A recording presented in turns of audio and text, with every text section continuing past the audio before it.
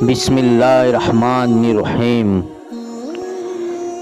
سیرت النبی part 1، page number 8۔ مکے پر قہر الہی نازل ہو رہا تھا۔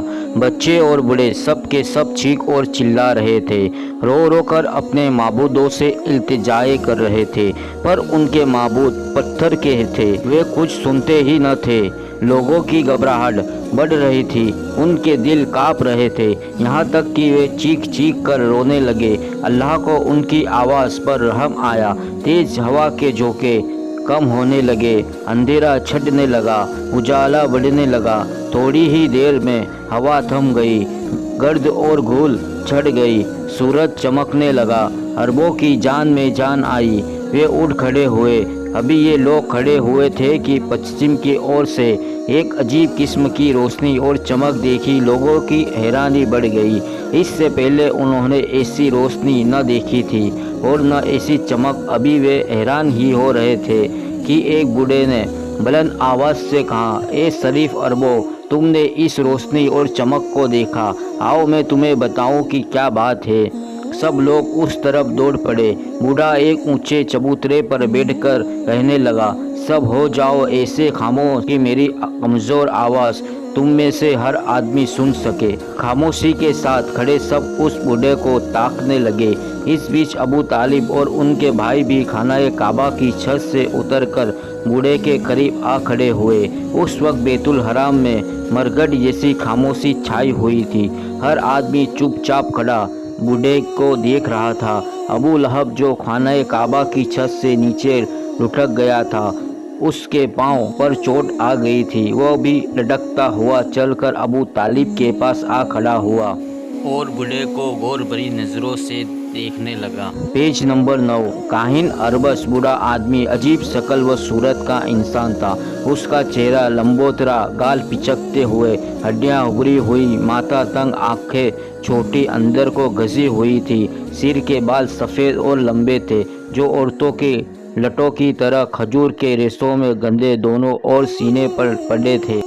داڑھی ناف تک لمبی تھی، مونچھیں داڑھی سے مل گئی تھی، لمبے اتنی بڑی ہوئی تھی کہ منہ کو ڈھک کر داڑھی سے جا ملی تھی۔ اس شکل و صورت کو دیکھتے ہوئے بوڑھا کسی بد معشوق سے کم نہیں لگ رہا تھا۔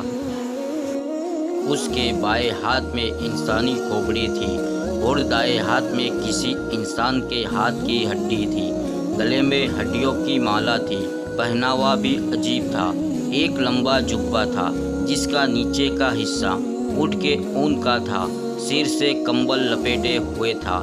اس کی چھوٹی چھوٹی آنکھیں بھیتر کو گھسی ہوئی تھی، آنکھیں چنگاریوں کی طرح چمک رہی تھی۔ اس بوڑھے کا نام ابرص تھا۔ بوڑھا کاہن بھی تھا اور عارف بھی تھا۔ پیچھے کی باتیں بتانے والے کو کاہن کہتے ہیں اور آگے کی باتیں بتانے والے کو عارف کہتے ہیں۔ یہ لوگ جنوں اور شیاطین کے حوالے سے بات کرتے ہیں۔ تمام عرب اسے جانتا تھا، اسے لوگ پہنچا ہوا انسان سمجھتے تھے، اس کی باتوں پر یقین رکھتے تھے۔ اربس نے چمکتی آنکھوں سے چاروں اور دیکھا، ہر اور انسان ہی انسان نظر آ رہے تھے۔ سب خاموش کھڑے تھے، اس کی اور نظریں گڑی تھی۔ اربس نے تیز آواز میں کہا، اے لات و حبل کے پوجنے والوں، شاید تم کو یاد ہوگا کہ آج سے پورے 40 سال پہلے اسی طرح کی روشنی اور اسی طرح کی چمک ایک بار پہلے بھی دیکھی جا چکی ہے۔ Page number 10۔ دنیا کروٹ لینے والی ہے۔ جس طرح آج ہم تم سب حیران ہیں، ویسے ہی اس دن بھی ہوئے تھے۔ مجھ سے اس دن پوچھا گیا تھا کہ یہ چمک اور روشنی کیسی ہے۔ اس دن میں چپ ہو گیا تھا، اس لیے کہ میرے علم میں نہ تھا۔ جو بات اس دن بتائی تھی وہ میں بیان نہیں کر سکتا تھا، اور آج میں بنا پوچھے خود ہی بیان کرتا ہوں۔ لوگ بڑے دھیان سے اس کی باتیں سننے اور وچارنے لگے۔ ابرص نے کہا، دیکھو میرے ہاتھ میں یہ انسان کی کھوپڑی ہے اور یہ ہاتھ کی ہڈی ہے۔ میں نے انہیں اس میدان میں پایا تھا جہاں بنو برق اور بنو تنگل جیسے زبردست قبیلوں کی لڑائی پورے 40 سال تک جاری رہی۔ ممکن ہے کہ دنیا اس لڑائی کو جہالت کا کرشمہ بتائے، لیکن عرب جانتے ہیں اور اچھی طرح جانتے ہیں کہ یہ جہالت کی لڑائی نہ تھی بلکہ خودداری اور عزت اور ناموس کی حفاظت کے لیے لڑی گئی لڑائی تھی۔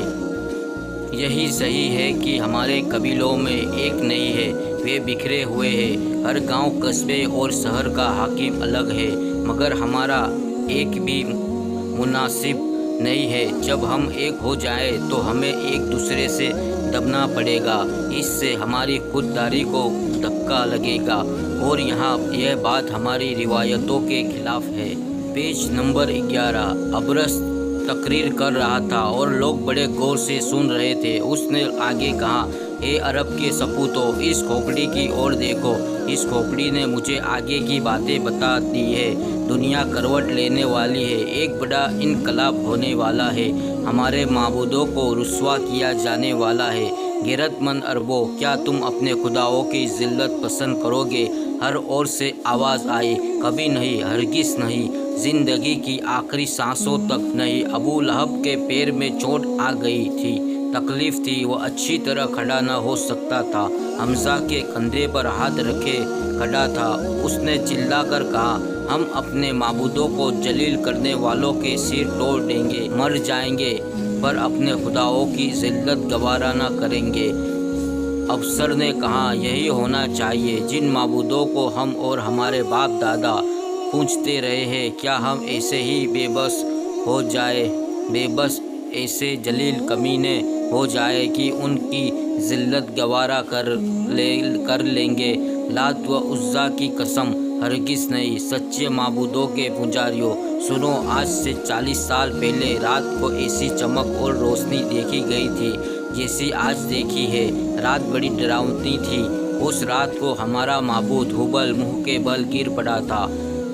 جب ہم سب نے اٹھا کر اسے قائم کیا، کھڑا نہ رہ سکا اور پھر گر پڑا۔ ہم نے پھر اسے کھڑا کیا، لیکن وہ پھر بھی نہ کھڑا ہوا اور تیسری بار بھی گر پڑا۔ یہ سب باتیں آپ سب لوگوں کو اچھی طرح یاد ہوگی۔ ابو لہب نے کہا، اچھی طرح یاد ہے۔ تمام حجاز اور سارے عرب پر اس دن ہیبت چھا گئی تھی۔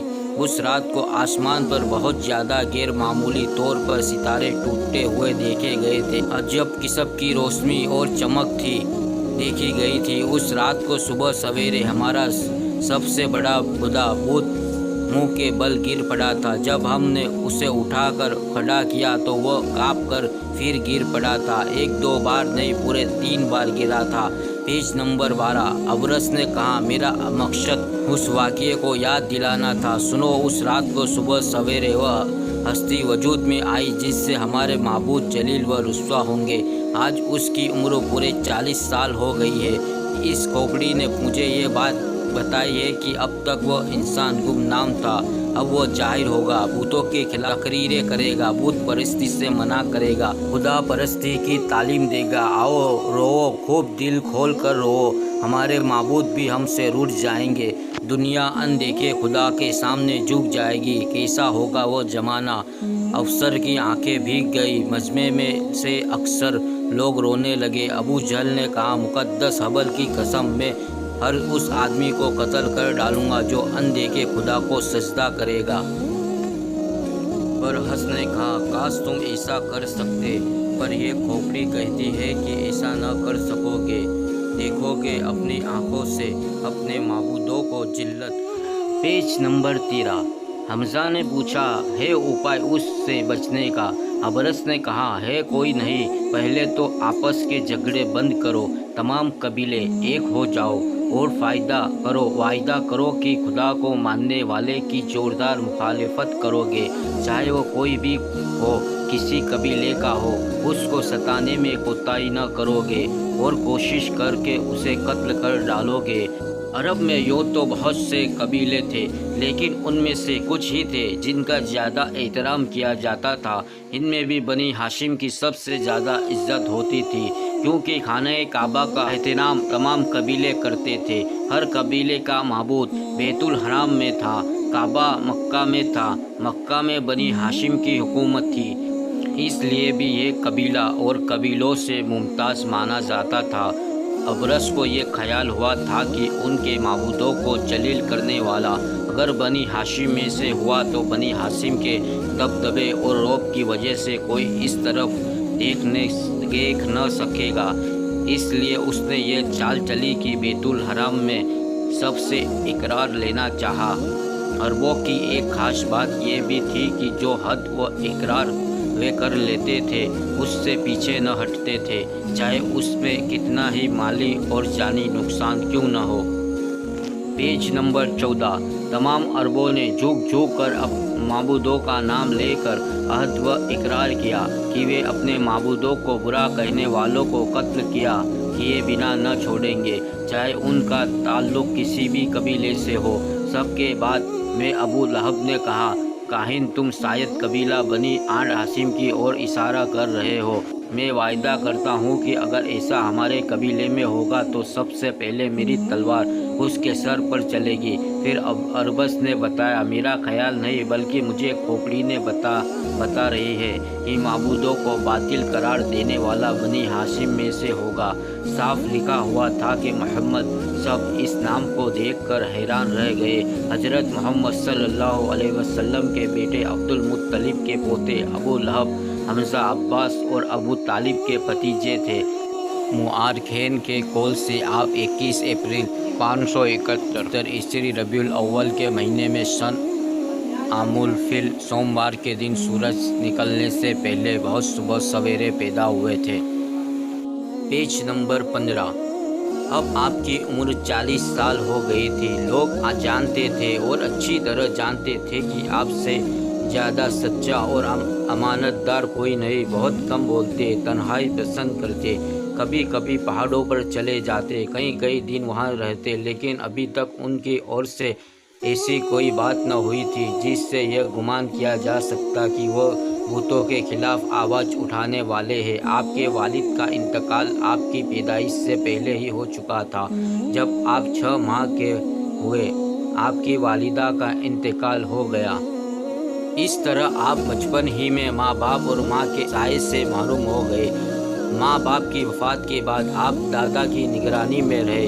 जब 8 वर्ष 2 माह 10 दिन के हुए तो आपके दादा अब्दुल मुत्तलिब भी इस दुनिया से गुजर गए। अब आपके चचा अबू तालिब आपके वली हुए। आप उनके पास रहकर 40 साल की उम्र को पहुँचे। यूँ तो पूरा अरब आपके अच्छे अखलाक और बर्ताव की वजह से आपको मानता था, लेकिन सबसे ज़्यादा अबू तालिब आपको मानते थे। अबू तालिब ने कहा, अबरस, क्या तुम प्यारे भतीजे पर इल्ज़ाम लगाकर कोई फितना खड़ा करना चाहते हो? हरगिज़ ऐसा ना करो, मैं इसे बर्दाश्त नहीं कर सकता। Page number 16। अरबस ने कहा, हुजूर, मैं मुक़द्दस हुबल की कसम खा कर कहता हूँ कि मैं अपनी ओर से न कुछ कह रहा हूँ न कर रहा हूँ। मेरा इल्म इस खोपड़ी के जरिए से जो मुझे बता रहा है वही कह रहा हूँ। अबू तालिब ने जोश में आकर कहा, तुम झूठे हो, तुमको हमारे ख़ानदान से कोई दुश्मनी है। इस दुश्मनी को गेबदानी के पर्दे में निकाल रहे हो। अबरस ने नरमी के साथ कहा, ए मक्का के सरदार, मेरी ये हिम्मत नहीं है कि हुजूर के ख़ानदान पर कोई इल्ज़ाम लगाऊं। हुजूर के ख़ानदान का पला हुआ हूँ, नमक खा रहा हूँ। मेरे दिल व दिमाग में दुश्मनी का ख्याल तक नहीं आ सकता। ज़रा सब्र कीजिए और देखिए खोपड़ी क्या कहती है। अबू तालिब खामोश हो गए। अबरस ने खोपड़ी घुमानी शुरू की। इतनी घुमाई कि वह गोल दायरा और फिर गोल दायरे से सिर्फ एक बिंदी बनकर रह गई। अबरस ने कहा, देखिए खोपड़ी एक बिंदी बनकर रह गई है, पर देखिए और ध्यान से देखिए, यह बिंदी खुदाओं को जलील करने वाले का नाम बनकर चमकेगी। Page number 17। सब ने बिंदी को ध्यान से देखा। बिंदी फैलने लगी। फैलते फैलते नाम बनी और निहायत आब व ताप से चमकने लगी। सब ने देखा, ध्यान से देखा, हैरत से देखा। साफ और मोटे हुर्फों में मोहम्मद लिखा हुआ था। अबरस ने कहा, तुमने देख लिया, अब सुनो। अगर तुम अपने माबूदों को खुश कर लो तो जो फितना पैदा होने वाला है वो दब जाएगा। अबू लहब ने पूछा, माबूदों को खुश करने का तरीका कौन सा है? अबरस ने कहा, यह खोपड़ी जवाब देगी। अभी तक घूम रही थी, अब नाम गायब हो गया था और सिर्फ बिंदी ही बाकी रह गई थी। लोग इस बिंदी को बड़े ध्यान से देख रहे थे। बिंदी हिलनी शुरू हुई और देखते देखते लफ्ज़ बन गई। सब ने पढ़ा, चमकदार लफ्ज़ों में लिखा था, कुर्बान। सीरतुन नबी पार्ट 2 आपको अगली वीडियो में हम बताएंगे। अल्लाह हाफिज़। हमारी वीडियो पसंद आए हो तो लाइक और सब्सक्राइब ज़रूर करें। अल्लाह हाफिज़।